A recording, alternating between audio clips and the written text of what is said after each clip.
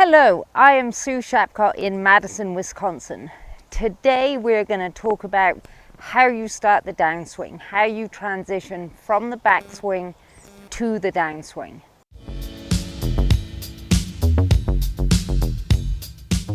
Starting the downswing is perhaps one of the hardest and most misunderstood things about the golf swing. So my goal today is not just to explain how you should make that transition from the backswing to the downswing, but to give you a drill to practice it. The biggest mistake I see is that when golfers get to the top of the backswing, then the first thing they do is to start down on the downswing by turning with the shoulders. Okay. Now what that does is it makes the swing path go down to the left, so gives you an out to in swing path. So on my downswing, if I start with my shoulders, then the club is going to swing outside and I'm going to hit with an out to in swing path. The other misconception that I see is people thinking that the lower body needs to start the downswing, which is correct, but that the hip should turn. And that is equally as problematic as if you just start your downswing with the shoulders turning. So if I start my downswing by just turning with my hips, that's equally as problematic because the club is still going to swing from out to in and my weight is going to stay on my back foot. So what that leads to is some high shots and also some slices. You're going to lose a lot of distance if you do that. The way that you should start the downswing is for the hips to shift to the left and then to turn. Okay, so the first thing I'm going to do as I start my downswing is shift my lower body to the left.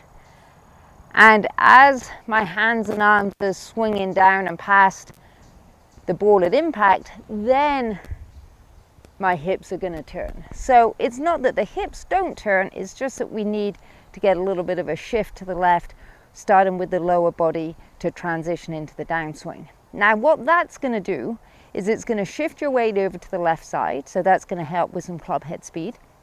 And also by getting your hips moving laterally, then your swing path is going to be a lot more in to out. So you can see here, if I start with my hips shifting to the left, then the club is dropping more onto an in to out swing path, as opposed to if I just turn, then my swing path is going from out to in.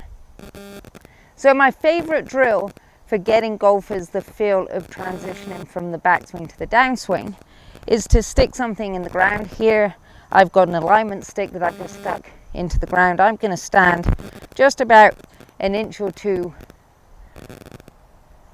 away from it. I'm going to make my backswing and I'm going to start my downswing by feeling that my hips shift to the left and butt up against that stick. So I hope that clears up some of the misconceptions about how the downswing should start. It's a really important part of the swing. It's really important to get it right. And so understanding what you're trying to do is step number one. Having a drill to practice it is step number two. And then gradually integrating it into your swing is the final step. Thank you for listening. Please check out some of our other YouTube videos and subscribe to our channel for weekly updates that are designed to help you improve your game.